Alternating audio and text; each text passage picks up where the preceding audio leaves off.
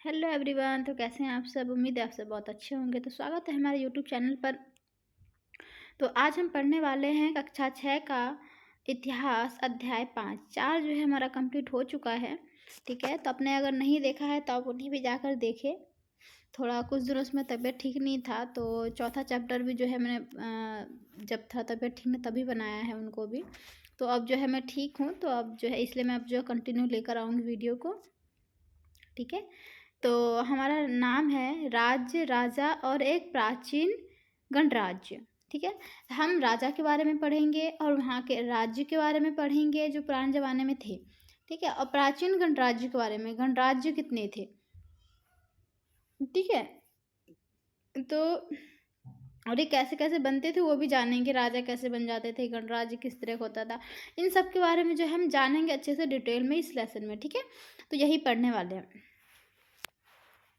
तो हमारा देखिए सबसे पहले जो है चुनाव का दिन था। और एक बच्चा जो है शंकरन है, वो क्या सोच रहा है। जब शंकरन उठा, मतलब सुबह जब वो उठा तो उसने देखा कि उसके नाना नानी वोट डालने जा रहे थे। ठीक है, तो दरअसल वे चुनाव केंद्र पर सबसे पहले पहुंचना चाहते थे। उसका जो नाना नानी है सबसे पहले पहुंचना चाहते थे, क्योंकि उसमें लंबी लाइन लग जाती है तो लेट होगा, है ना। तो इसलिए जो है वो जल्दी जाना चाहते थे, जल्दी वोट दे के आना चाहते थे। तो शंकरन जानना चाहता था कि आखिर वे इतने उत्साहित क्यों होते थे, मतलब क्यों थे, मतलब वोट डालने के लिए।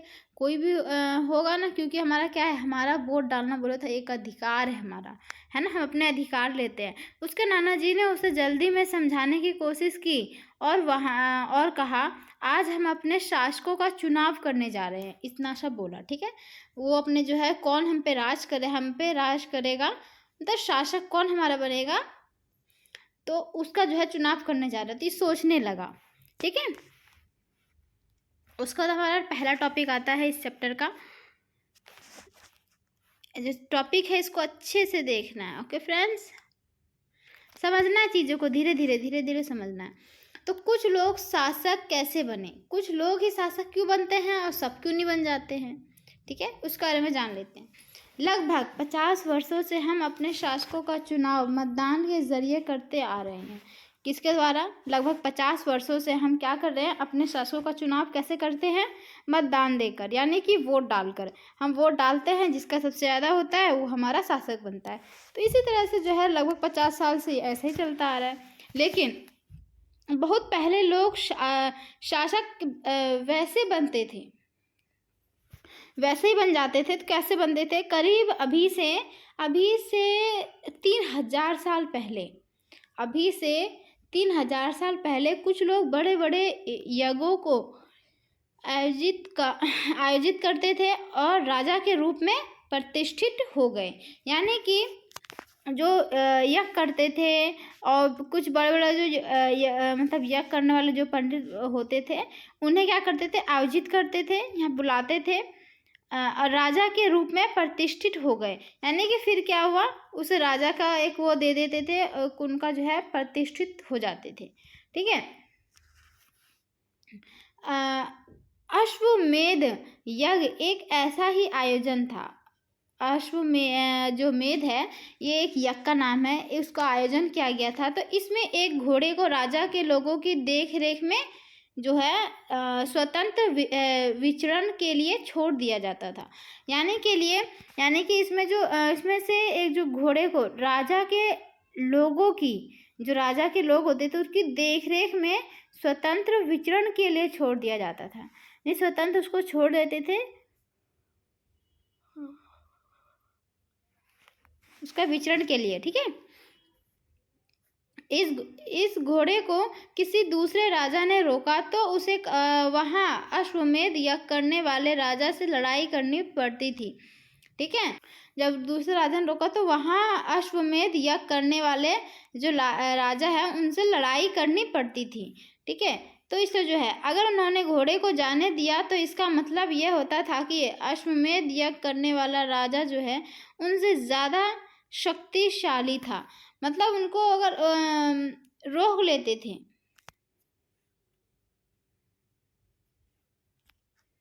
रोकते थे तो उनको उससे लड़ाई करनी पड़ेगी। और अगर उन्होंने घोड़े को जाने दिया तो इसका मतलब ये होता था कि अश्वमेध यज्ञ करने वाले जो राजा है उनसे ज़्यादा शक्तिशाली था। इसके बाद उन राजाओं को यज्ञ में आमंत्रित किया जाता था। जो ऐसा करते थे उनको उस यज्ञ में आमंत्रित करते थे और यह यज्ञ विशिष्ट पुरोहित द्वारा संपन्न किया जाता था। पुरोहितों के द्वारा जो है इस यज्ञ को संपन्न करते थे।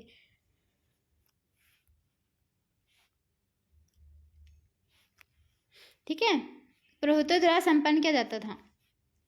इसके लिए उन्होंने उपहारों से सम्मानित किया जाता था। उपहार भी उनको देते थे, उपहार दे करके उनको सम्मानित किया जाता था। अश्वमेध यज्ञ करने वाले राजा बहुत शक्तिशाली माना जाता था। जो अश्वमेध यज्ञ करने वाला जो राजा था बहुत शक्तिशाली उसको जो है माना जाता था। यज्ञ में आमंत्रित सभी राजा जो है उसके लिए उपहार लाते थे। क्या, सब जितने भी आते थे वहाँ पर उसके लिए उपहार लाते थे। इन सभी आयोजनों में राजा का मुख्य स्थान होता था। ये सब जो आयोजन होता था तो राजा का जो है एक अलग ही स्थान होता था, उसे अलग जो है दर्जे से बिठाया जाता था। उसे राज सिंहासन या बाघ की खाल के एक विशेष आसन पर बिठाया जाता था। ठीक है, बाघ की खाल पर, ये याद रखना, ये क्वेश्चन में पूछ सकता है। बाघ की खाल पर या एक अच्छा सा जो है राज सिंहासन पर बिठाते थे। युद्ध क्षेत्र में राजा का सारथी ही उसका सहचर होता था। युद्ध क्षेत्र जब जहाँ पे होता था तो राजा का सारथी कौन होता था? यज्ञ के अवसर पर वह राजा की विजय तथा अन्य गुणों का गान करता था। क्या करता था? जब यज्ञ के अवसर होते थे तो उस पर जो है वह राजा की क्या करता था? विजय, उसका जीतने का तथा अन्य गुणों का, यानी कि जो उसके अंदर और गुण है उसके गुणों का जो है गुणगान करते थे। ठीक है, राजा के संगे संबंधी जितने भी सगे संबंधी होते थे, खासकर उसकी रानियां तथा पुत्रों को भी कई छोटे छोटे अनुष्ठान करने होते थे। बहुत सारे जो है अनुष्ठान करने होते थे। अन्य सारे आमंत्रित राजाओं का काम सिर्फ बैठकर यज्ञ की पूरी प्रक्रिया को देखना भर था। यानी और भी जितने भी वहाँ पे राजा आते थे तो वो सिर्फ क्या करते थे, यहाँ जो है बैठकर पूरा जो हवन होता था, कीर्तन होता था, पूजा होती थी, तो वो जो है बस बैठ करके पूरी प्रक्रिया को देखते थे। तो राजा के ऊपर पुरोहित पवित्र जल के छिड़काव के साथ साथ अन्य कई अनुष्ठान करता था। क्या, शुद्ध जल का ऐसे छिड़काव जो करते हैं ना, वो छिड़काव करते थे और उनका शुद्ध जो है जल भी होता था। ठीक है, आगे देखते हैं। विष अथवा वैश्य। विष और वैश्य दोनों अलग है। देखिए किस तरह से। विष अथवा वैश्य जैसे सामान्य लोग उपहार लाते थे।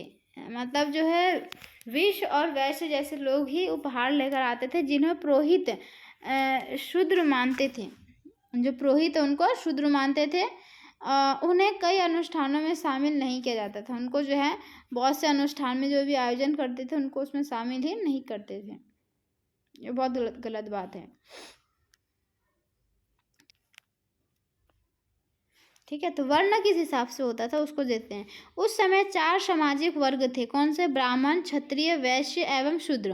कौन कौन से होते थे? ब्राह्मण होते थे, क्षत्रिय होते थे, जो प्रकार के थे वर्ग के थे। वहाँ उसमें जो लोग रहते थे 4 तरह के लोग रहते थे। ब्राह्मण का काम वेदों का अध्ययन, अध्यापन और यज्ञ करना था, जिसके लिए उन्हें उपहार मिलता था। ठीक है, और क्षत्रियों का काम था युद्ध करना और लोगों की रक्षा करना, और वैश्यों का काम था खेती करना, पशुपालन तथा व्यापार थे। ठीक है, उसका वर्गों की सेवा करता था। यानी कि जितने भी ये जो तीनों वर्ग है, जो शूद्र होते थे, तो ये जो है तीनों वर्गों की सेवा करता था। यानी ब्राह्मण जो था वो पूजा पाठ के उसमें जो है लीन रह करके पूजा पाठ जो है लोगों में भी सिखाता था, वो खुद भी करता था, अध्ययन कराता था। और क्षत्रिय जो है वो युद्ध करते थे। जब भी युद्ध का लड़ाई झगड़े की बात आती तो क्षत्रिय उसमें जो है, शूद्र जो है वो ऊपर के तीनों जो जितने भी वर्ग के तीनों गए उन तीनों की ही सेवा करते थे। फ्रेंड्स, तब आगे बढ़ते हैं। नेक्स्ट पॉइंट आ रहा है हमारा, चलो इसे भी एक बार देख लेते हैं। ठीक है, इसे छोड़ना नहीं है। चित्रित धूसर पात्र इस तरह के पात्रों में ज़्यादातर थालियाँ और कटोरियाँ ही मिली है। ये पात्र बहुत ही पतली सतह के सुंदर और चिकने हैं। शायद इसका प्रयोग खास मौक़ों पर महत्वपूर्ण लोगों को भोजन परोसने के लिए किया जाता था। ये इन्होंने दिमाग लगाया, ठीक है। ये जो हमारा प्लेट है उसमें तो खाना पीना देते थे, ठीक है। चलो इसके बारे में और डाल लेते हैं। जनपद, जनपद हमारा नेक्स्ट टॉपिक है।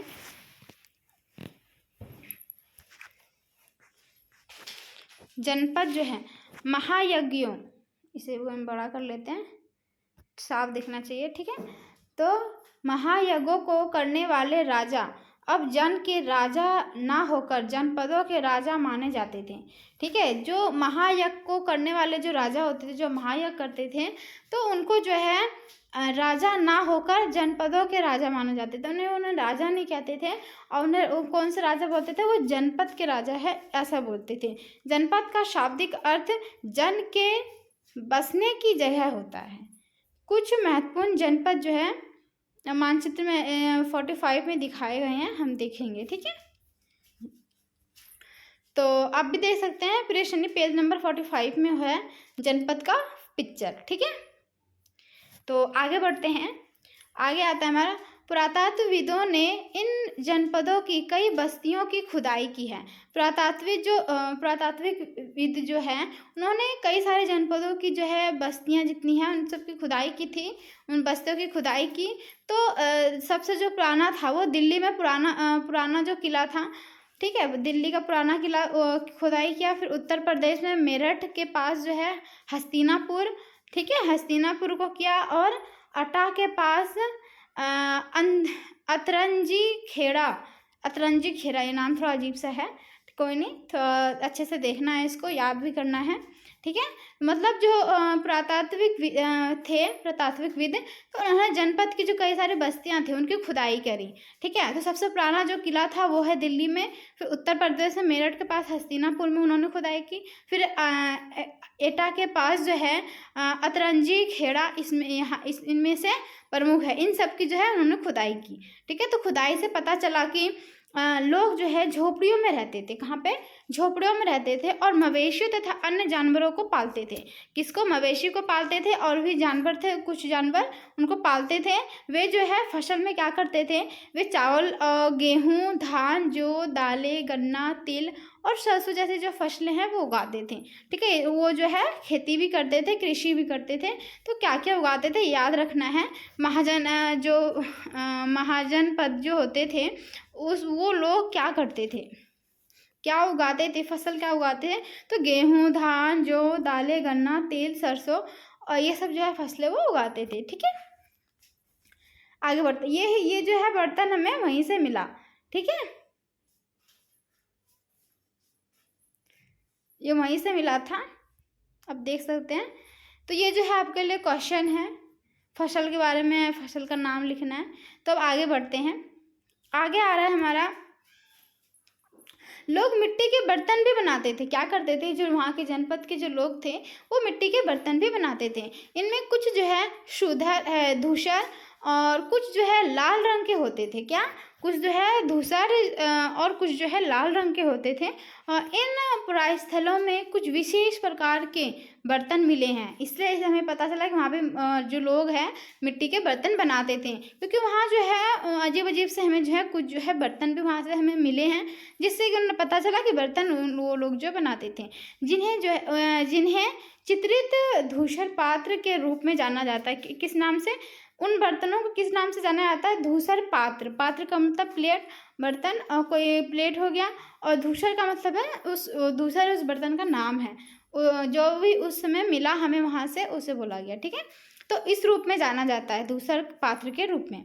जैसा कि इनमें नाम से ही स्पष्ट है कि इन बर्तनों पर चित्रकारी की गई है। इन पे क्या की गई है? चित्रकारी, क्योंकि चित्रित, ये देखो यहाँ पे लिखा हुआ है चित्रित धूसर पात्र। तो चित्रित धूसर पात्र से ही हमें पता चल रहा है चित्रकारी की गई है। तो ये आमतौर पर सरल रेखाओं तथा ज्यामितीय आकृति के रूप में है, यानी कि एक डिज़ाइन उसमें उकेरा गया है, उसको जो है रेखा है और ज्यामिति के रूप में है, इस टाइप में कुछ रहता है, या इस टाइप में। इसमें देखो आप जो है इसमें डिज़ाइन देख सकते हो।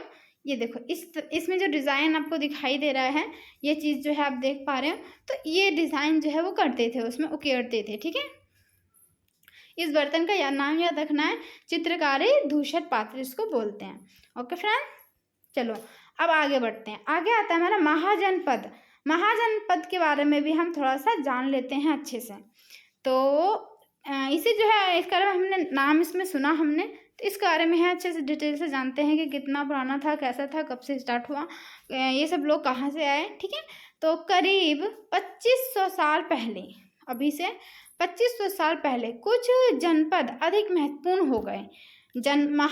महाजनपद जो बोला गया, जनपद एक अलग था, जनपद का हमने पढ़ा, लेकिन यहाँ पे जो है फ्रेंड्स यहाँ पे अलग है, ठीक है। मैं कुछ और बता रही थी।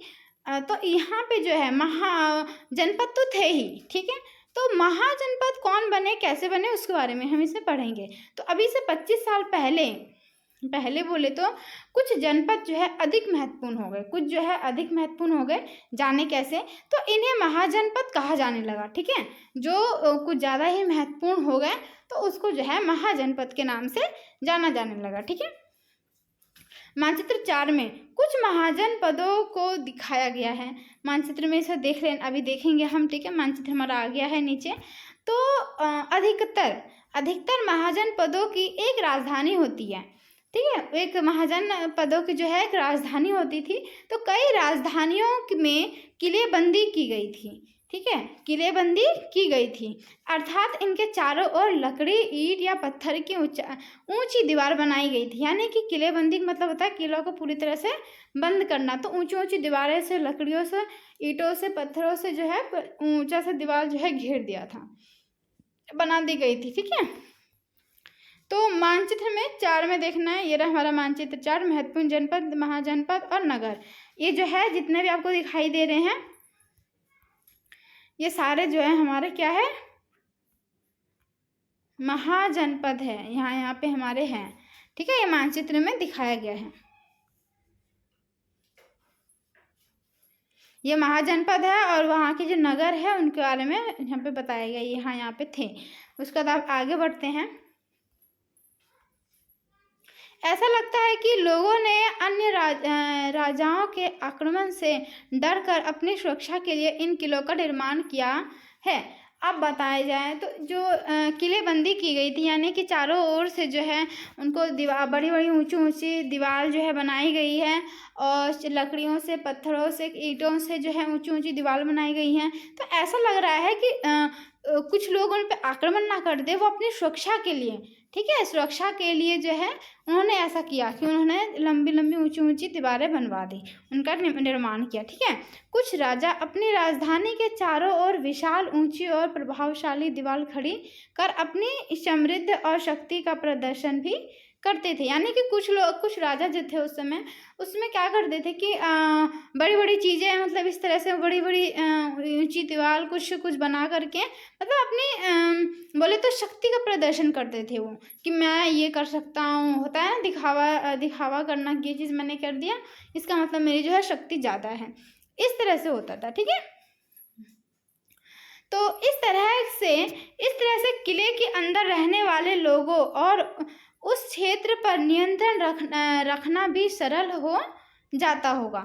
इस तरह से क्या होता होगा कि चारों ओर से वो घेर देते थे, तो उसके अंदर ही सब जो है लोग है उसके अंदर ही रहते थे, कोई बाहर तो आता नहीं होगा, कोई काम से ही आता होगा। तो इस तरह से क्या होता है, तो वहाँ पे राजा को नियंत्रण करना भी, मतलब जैसे कि हमारा घर होता है, हम पूरी दुनिया को एक साथ नियंत्रण नहीं कर सकते, लेकिन घर में जितने हमारे सदस्य होते हैं, जितना है हम उसको नियंत्रण कर लेते हैं ना, अपने हिसाब से भी चला सकते हैं। तो इसी तरह से होता है। अब क्लास में इस समय टीचर आते हैं पढ़ाने के लिए, तो अगर 70 बच्चे हैं तो 70 को हैंडल कर लेते हैं, और पूरे स्कूल को बोल दे तो उतना हैंडल नहीं होगा, है ना। इसी तरह से जो क्लास के अंदर है, जितने उनके घेरे में था, उनके जो है नियंत्रण उनकी बहुत अच्छी थी, और सरल, और रख रखाव भी उनका सरल हो जाता था, ठीक है। तो इस तरह की विशाल दीवार बनाने के लिए, इसी तरह की जो विशाल दीवार बनाने के लिए क्या करते थे, व्यापक योजना की आवश्यकता थी। किसकी? योजना की, यानी कि वो तरीके, मतलब सोचते थे कि किस तरह से करेंगे, योजना बनाते थे कि किस तरह से करेंगे, है ना। और जो है लाखों की संख्या में ईंटों तथा पत्थरों का इंतज़ाम करना पड़ता था। ये बनाने के लिए क्या करते थे, वो पहले जो है सोचते थे, बहुत योजना बनाते थे, उसके बाद जो है ईंटों का जो है इंतज़ाम करते थे, बहुत सारे ईंटों का जो है इंतज़ाम करना पड़ता था, ठीक है। और हज़ारों स्त्री पुरुष तथा बच्चों के लिए अथक परिश्रम किया होगा। यानी कि जब आपने देखा होगा जब घर वर बनता है तो अपने लेडीज़ पुरुष बच्चों को भी कई बार आपने देखा होगा कि ईंटें उठाते हैं, मसाले मिक्स करते हैं, मतलब मजदूरी कर रहे होते हैं वहाँ पे। तो इसी तरह से उसमें कितने लोगों का तो जो है परिश्रम होगा। तो इनके लिए संसाधनों की आवश्यकता पड़ती होगी, है ना, बिल्कुल बात है। संसाधन वो होते हैं जो हम जिन चीज़ों को हम उपयोग करते हैं वो हमारे लिए संसाधन हो जाती है, ठीक है। तो उस संसाधन का भी मतलब संसाधन ही नहीं होगा, जैसे मसाला मिलाना तो फावड़ा होना चाहिए, है ना, जिससे कि हम उसको मतलब उस तरह का अब कुछ काम ही करना, पेड़ काटना औजार होना चाहिए। तो उसी तरह से होता है कि जो है संसाधन की भी आवश्यकता होती है, ठीक है। अब ये देखो आप, इसे आप देख सकते हो, ये क्या है, ये दीवार बनाई गई थी इस तरह से, ऊंचा ऊंचा जो ईंटों का जो है दीवार इस तरह से बनाते थे। तो कैसे कैसे मतलब क्या है ये, इसके बारे में यहाँ पे लिखा है, ये पढ़ लेते हैं। देखो, कौशाम्बी किले की दीवार, ये कौशाम्बी किले की ही दीवार है। देखो कितना ऊंचा है और कितना जो है स्ट्रांग है, ये कोई आ जा नहीं सकता यहाँ से, ठीक है। तो जो है ये चित्र जो है आधुनिक उत्तर प्रदेश के इलाहाबाद के पास है, यानी कि अब ज़्यादा पुराने भी नहीं है। अभी फ़ोटो जब लिया गया है, फ़ोटो ज़्यादा पुराने नहीं है, कि जब इन्होंने लिया गया, ये कहाँ पे, उत्तर प्रदेश से जो है इलाहाबाद के पास मिली है। ईंटे की दीवार का अवशेष है ये, ठीक है। ईंटे का दीवार जो है इस तरह से मिला।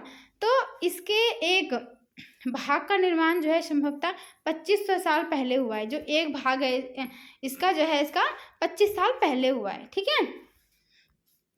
देखो किस तरह से इसको बनाया गया, आप इसे देख सकते हो किस तरह से इसको जो है इतना मोटा, इतना जो है आप देखो, इसको पास से देखो किस तरह से नज़र आ रहा है, इतना बड़ा है ये। इसे बोले तो मतलब ये पूरा जो है ईंटे से ही बना हुआ है, ये ईंटे पत्थर से। देखो कितना ऊंचा बनाएगा, अभी और है जितना हमें अभी दिख भी नहीं रहा, ठीक है। तो बहुत ऊंचा जो है, बहुत मजबूत इसे बनाते थे और कितने लोगों का इसमें परिश्रम भी लगा है। तो फ्रेंड्स, आपको उम्मीद है आपको समझ में आ रहा होगा मैं क्या बता रही हूँ, ठीक है। आपको ना समझ में आया तो मुझे कमेंट करें, और कुछ भी अगर डाउट हो रहा हो तो मुझे कमेंट करें। कुछ पॉइंट अगर छूट भी जाता है मुझसे गलती से तो आप मुझे बता सकते हैं फ्रेंड्स। और अगर वीडियो आपको हमारी अच्छी लगती हो तो वीडियो का लाइक करें, शेयर करें, देन सब्सक्राइब करें, ओके फ्रेंड्स। तो चलो आगे बढ़ते हैं। आ गया था हमारा। अब राजा सेना रखने लगे थे। अब जो वहाँ के राजा थे, अब क्या करने लगे वो, जैसे कि अपना उन्होंने घेरा भी कर दिया, किलाबंदी कर दिया, उसके अंदर उनका भी नियंत्रण चलने लगा। उन्होंने फिर क्या किया, अपना सेना रखने लगे वो, ठीक है। अब देखो राजा कैसे कैसे बनने लगे। पहले ऐसा नहीं था कि कोई ऐसे ही राजा बन गया, है ना। राजा कैसे बनने लगे, सैनिक कैसे रखने लगे, अब वो सब आपको देखने को मिल रहा होगा। पहले जो उन्होंने अपने हिस्से का उधर घेर दिया एक तरफ, और उसके अंदर जितने लोग थे उसके अंदर रह रहे थे, उस पर उसका अपना नियंत्रण जमा लिया, नियंत्रण करने लगे, अपने हाथ में ले लिया नियंत्रण को, और वहाँ के लोगों के हर चीज़ को। और क्या किया कि अब वहाँ पे क्या करने लगा, वो सैनिक भी रखने लगा, ठीक है। सैनिक भी रखने लगे। सिपाहियों को नियमित वेतन देकर पूरे साल रखा जाता था, यानी कि पूरे साल ही सैनिक को रखते थे, और उनको जो है इस बात के लिए क्या करते थे, वेतन देते थे, ठीक है। जैसे कि तुम ये सिपाही का काम करोगे तो तुम्हें जो है इतना वेतन मिलेगा, इस तरह से होता था। कुछ जो है भुगतान संभवतः आहत सिक्कों के रूप में होता था। कुछ जो भुगतान करते थे आहत सिक्कों के रूप में होता था। इन सिक्कों के बारे में तुम अध्याय 8 में पढ़ेंगे, तो अभी मैं इसके बारे में नहीं बताऊंगी आपको। तो ये था हमारे कुछ महाजनपद और जनपद की कहानी। तो जनपद की कहानी भी आपने पढ़ ली, और महाजनपद क्यों बोला गया इसकी भी कहानी पढ़ ली। महाजनपद इसलिए ही बोला गया कि उन्होंने महाजनपद जो है, उन्होंने क्या किया कि एक घेरा, मतलब दीवार का ऊंचा सा एक ईंटे का पत्थर का जो है दीवार चुनवा दिया, किलाबंदी कर दी, और उसके अंदर जो है अपना उन्होंने नियंत्रण कर लिया। और उसके बाद जो उन्होंने सैनिक रखा, उसको फिर वेतन देते थे, और सालों साल जो है उनको रखते थे, ठीक है। इसके बाद जो है मतलब उन्होंने फिर सिक्कों पे भी जो है आहत पर मतलब एक चित्र के रूप में देखा रूप में होता था। ये चित्र के रूप में भी आहत सिक्के यानी कि आहत सिक्के एक देते थे उनको सैनिकों को, तो वो जो है एक वो चित्र के रूप में होता था। अध्याय 1 में यानी कि 8 में, यानी कि हम जो अब लेसन जो आएगा ना 8 उसमें पढ़ेंगे। ओके फ्रेंड्स, 8 में जो है पढ़ेंगे 8 में, ठीक है। तो यहाँ क्या था कि इतना जो है जनपद और महाजनपद पद की जो है कहानी थी, ठीक है। अब आता है हमारा कर। उस समय के राजा जो है कर वसूलते थे, किस तरह से क्या करते थे चलो वो जान लेते हैं। और कर लेते थे तो कितना लेते थे वो कर, ठीक है। तो महाजन पदों के राजा विशाल किले बनवाते थे। महाजन पद के जो राजा थे, अब महाजन पद हमने पढ़ लिया कौन थे, है ना। अब क्या करने लगा, वो बड़े बड़े किले बनवाने लगा, ठीक है। महाजन पद जो थे वो राजा क्या करने लगे, बहुत बड़ा बड़ा किला बनाया और बड़ी सेना रखते थे।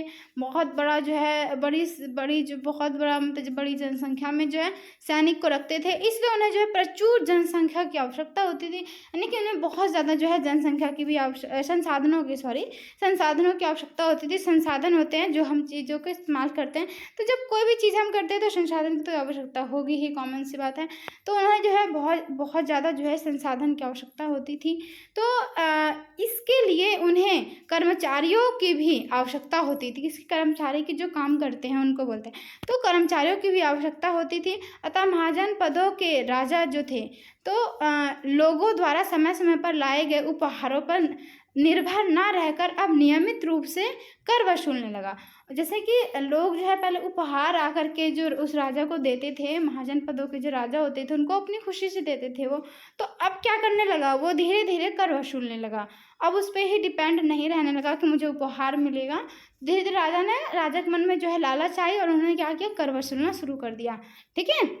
मतलब उसे कर वसूलना कर का मतलब होता है उनसे टैक्स लेना, ना उनसे पैसे लेना कुछ, ठीक है, ये होता है। तो उस समय कर जो है किस किस रूप में लेते थे चलो वो भी जान लेते हैं। उस समय तो पैसे होते नहीं थे उस तरह से, तो किस तरह से कर वसूलते थे वो, उस बारे में जानते हैं। चलिए आगे बढ़ते हैं। उम्मीद करते हो ये आपको समझ में आया होगा, ठीक है फ्रेंड्स। अगर आपको समझ में आता हो तो बस लाइक ठोकें, क्योंकि ये जो है मैं आपके प्यार और सपोर्ट की वजह से ही जो है मैं आपको आगे जो है चैप्टर और भी क्लासेस के लेकर आऊँगी, बाय द वे नहीं लेकर आऊँगी। अगर आपका सपोर्ट मुझे नहीं मिलेगा कि नहीं, अगर आपको नहीं समझ में आ रहा है कुछ, तो मैं जो है आगे नहीं पढ़ाऊँगी। ओके फ्रेंड्स, तो आप जो है मुझे कमेंट करिए आपको कैसा लगता है, तो ही मैं आगे इसको लेकर जो है और सब्जेक्ट लेकर आऊँगी। हिस्ट्री के जितने भी हमारे SST में आते हैं 10th तक के 12th तक के सभी जो है लेकर आऊँगी। तो आप जो है मुझे कमेंट करके ज़रूर बताएं, ओके फ्रेंड्स, क्योंकि आपको कमेंट मेरे लिए बहुत ज़्यादा इम्पोर्टेंट है। तो चलिए आगे बढ़ते हैं। तो किस रूप में जो है कर को वसूलते थे वो देख लेते हैं। पहला पॉइंट आता है फसलों पर लगाए गए कर, यानी कि जो फसल होता था उस पर कर लगा दिया, फसल लेते हैं, फसलों में से कुछ हिस्सा उनको लेते थे, ठीक है। कारीगरों के ऊपर लगाए गए कर, यानी फसल जो होते थे उन पे भी कर लिया उन्होंने। जो कारीगर जो उनके ऊपर काम करने आते थे, तो काम तो उसका कर रहा है लेकिन उसमें जो है कितना पैसा देगा उसमें से उसका टैक्स काटता था, ठीक है। अब पशुपालकों को जानवरों या उनके उत्पाद के रूप में कर देना पड़ता था, यानी कि पशुपालक जो होते थे और जानवरों जो है जो मतलब उनके उत्पाद के रूप में उनको जो खिलाना पिलाना तो घास वास तो पड़ता था, तो उनके उत्पाद के रूप में क्या करना पड़ता था, उनको जो है कर वसूलना पड़ता था, कर देना पड़ता था उनको। अब व्यापारियों को सामान पर कर देना पड़ता था। जो व्यापार होते थे जो सामान बेचते थे वो सामान का उनको जैसे कि बेच रहे हैं बाजार में, तो सामान का जो है कर वो राजा को न देना पड़ता था। तो आखेटक बोलते हैं जो फल फूल जामुन वगैरह बेर वगैरह जो इकट्ठा करते हैं, संग्राहक को जंगल से प्राप्त वस्तुएं देनी होती थी, यानी कि जो भी वो जंगल में से प्राप्त करके लाते थे उनमें से कुछ जो है उनको देना पड़ता था। तो इस तरह से वो कर वसूलना शुरू कर दिए सब लोगों से, ठीक है। तो राजा जो है इस तरह से कर वसूलना शुरू करें, किस किस रूप में, फसलों पर लगाए गए कर, कारीगर के ऊपर लगाया गया कि तुम फसल करोगे तो उसमें से कुछ हिस्सा मिलेगा, ठीक है। कुछ हिस्सा जो है राजा को देना पड़ेगा, जो महाजनपदों में दान देना पड़ेगा, उसको कर वसूलना पड़ेगा। और फिर जो कारीगर होते थे उनको भी देना पड़ता था। और जो जानवरों को पालते थे उनको उनको भी देना पड़ता था, जो व्यापारी व्यापार करते थे उनको भी देना पड़ता था, सामान का कर चुकाना पड़ता था। और जो आखेटक होते जंगलों में घूम घूम कर जो इकट्ठे करते थे, संग्राहक होते थे, वो फल फूल को जो संग्रह करते थे, तो उनको भी है जो ये जो कर वसूलना पड़ता था, कर देखो देना पड़ता था। ठीक है, ये देखो आपको लिए क्या क्वेश्चन है कि आखेटक तथा खाद्य संग्राहक राजाओं को क्या देते थे, यानी कि राजा को क्या देते होंगे, तो क्या देते होंगे, बेर इकट्ठा करते, जामुन इकट्ठा करते थे वो, और भी फल फ्रूट जो है इकट्ठा करते थे, तो उन्हीं में से कुछ देते होंगे, है ना। तो आप जो है अपने पिछले अध्याय में भी इसको पढ़ा है, तो उसके हिसाब से इसमें बताएं। ठीक है, पूछने का मतलब यही है कि आखेटक और खाद्य संग्राहक होते क्या है, उदाहरण दो, क्या क्या वो इकट्ठा करते थे वो सब बता दो इसमें। ठीक है, उसके बाद हमारा नेक्स्ट पॉइंट आता है कृषि में परिवर्तन। तो कृषि जो वहाँ के लोग करते थे, उसका तो यहाँ पे कृषि में किस तरह से परिवर्तन आया, क्या बदलाव आया जिससे कि उनका कृषि भी अच्छा हुआ होगा, है ना। जब बदलाव किया होगा तो अच्छा ही आया होगा, परिवर्तन जब किए तो क्या परिवर्तन किए वो पढ़ इसमें जो है इस टॉपिक में हम पढ़ेंगे उन्होंने क्या क्या बदलाव किए। ओके, चलो इस टॉपिक को क्लियर कर लेते हैं पहले, फिर आगे बढ़ते हैं। इस युग में कृषि के क्षेत्र में दो बड़े परिवर्तन आए। इस युग में कृषि के क्षेत्र में दो बड़े जो है परिवर्तन आए। कौन कौन से परिवर्तन आए देखिए, हल के फाल, यानी हल जो बनता था, हल के फाल अब लोहे के बनने लगे, यानी कि पहले जो है लकड़ी का बना करके नीचे भी छोटा सा लगाते थे लोहे का, है ना, खरीदने के लिए। और लकड़ी का भी कोई तो लोहे का उतना आविष्कार उतना नहीं करते थे, तो उसमें क्या लकड़ी का ही होता था, जिससे कि है मतलब मिट्टी को खोदा जाता था, जोता जाता था। ठीक है, गाँव में आपने देखा होगा। उस तरह से जो है फिर जो हल का जो फाल है, यानी फाल बोलते हैं जो नीचे का जो खोदने वाला होता है, पहले जो है पेनी करके बिल्कुल लकड़ी का ही करते थे। ठीक है, तो अब जो है उसमें क्या करने लगे, लोहे का लगाने लगे, बिल्कुल पेना सा चक्कू जैसा होता है, आगे चक्कू नहीं मतलब क्या, आपने छन्नी देखा होगा, तो जो खुद दीवार तोड़ने वाला या फिर ऐसा कुछ रहता है, तो उसी तरह का उसमें नीचे लगने लगा। ठीक है, तो लोहे का वो लगने लगा। अब क्या होता है, हाँ आगे बढ़ते हैं।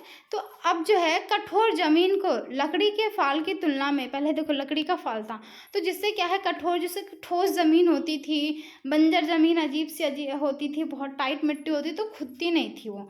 ठीक है, तो अब जो लोहे के फाल से आसानी से जोता जा सकता था, यानी कि जो जब लोहे का फाल आया तो वो क्या है टाइट मिट्टी को भी क्या है नॉर्मल आसानी तरह से उकेड़ देगी, उसे खोद देगी, है ना। तो जो है इस तरह से उनमें परिवर्तन आया, तो इससे फसलों की उपज भी बढ़ गई। जब उन्होंने इस तरह से मिट्टी खोदना शुरू कर दिया तो ज़्यादा कम टाइम में लकड़ी से उन्हें बार बार करना पड़ता होगा, गोल गोल बार बार जो है घुमाना पड़ता होगा, काफ़ी जो है उन्हें परिश्रम जो है ज़्यादा करनी पड़ती होगी।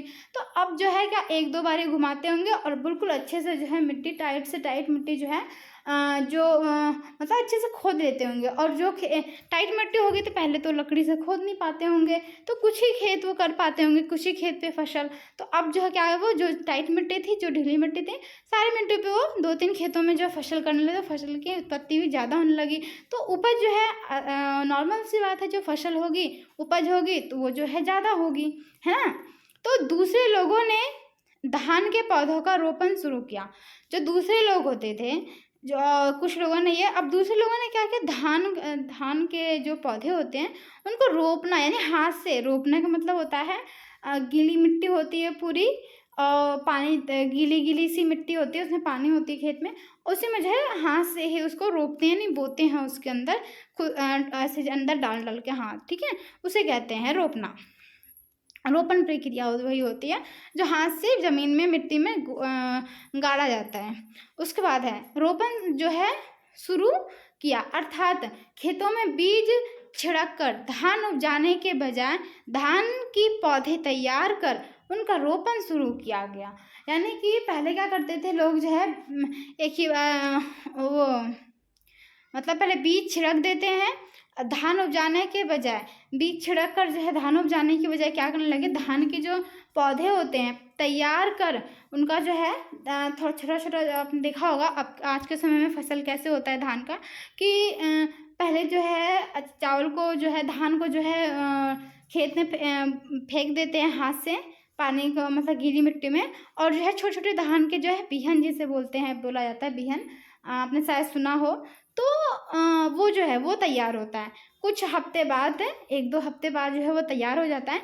उसको फिर उखाड़ कर उसकी गड्डी ऐसा बना करके फिर जो है एक अलग खेत में उसको बोया जाता है हाथ से। रोपण विधि जिसे कहते हैं, उसे रोपते हैं, ठीक है, उसे रोपना शुरू किया।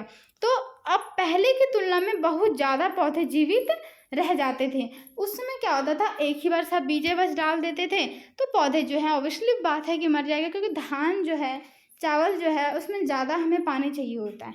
धान की फसल जब उगाते हैं तो उसमें जो हमें बहुत ज़्यादा की पानी की आवश्यकता होती है, ठीक है। जब आपने चावल बनाया होगा तो देखा होगा कि जब जितना चावल होता है उससे डबल जो है उसके अंदर पानी डालना पड़ता है। तो रीज़न ये होता है कि धान में जो है पानी की आवश्यकता ज़्यादा होती है, ठीक है। इसलिए जो है इसके बरसात के मौसम में ही इसको बोया जाता है, आपने गौर किया होगा। चलिए आगे बढ़ते हैं। तो उसमें क्या होते थे, जीवित नहीं रह पाते थे, मर जाते थे पौधे, क्योंकि बहुत धूप होती थी और वो उखाड़ करके दूसरा लगाते भी नहीं थे, तो कुछ पौधे वहीं मर जाते थे। तो इसलिए जो है ज़्यादा पैदावार भी ज़्यादा होने लगी, ठीक है। बाद में क्या करने लगे, वो जब उखाड़ के हफ्ते 10 दिन के बाद फिर दूसरे जगह उसको रोपण विधि से उसे रोपते थे, और फिर जो है उपज जो है ज़्यादा होने लगी, ठीक है। एक और क्वेश्चन है आपके लिए, क्या तुम बता सकते हो कि राजा इन परिवर्तनों को प्रोत्साहन क्यों देते होंगे? अब बताओ क्यों देते होंगे, आप माइंड लगाओ, वो अपने लिए करेगा, उसको भी तो फायदा हो रहा है ना, इसलिए। तो आपको इसको क्या क्या फायदा हो रहा है ये आप अपने हिसाब से लिखें फ्रेंड्स। तो आगे का जो है ये सूक्ष्म निरीक्षण और मगध के बारे में हम पढ़ेंगे, मगध के बारे में। तो ये जो है हम नेक्स्ट पार्ट में पढ़ेंगे, क्योंकि हमारा जो चैप्टर है काफ़ी लंबा है, तो इसको मैं एक में नहीं कर सकती हूँ फ्रेंड्स। आप समझ सकते हैं कि काफ़ी लंबा हो जा रहा है। देखिए अभी आधे घंटे का हो चुका है, इतने देर जो है आप भी बोर हो जाएंगे, तो इसे जो है मैं नेक्स्ट पार्ट में लेकर आऊँगी। ओके फ्रेंड्स, तो मिलते हैं नेक्स्ट पार्ट में। तो आप जो है नेक्स्ट पार्ट को ज़रूर देखें अगर आपने इनको देखा है तो, ताकि आपको जो है अच्छे से समझ में आए, क्लियर हो हर चीज़। ओके फ्रेंड्स, तो मिलते हैं नेक्स्ट पार्ट में, बाय बाय।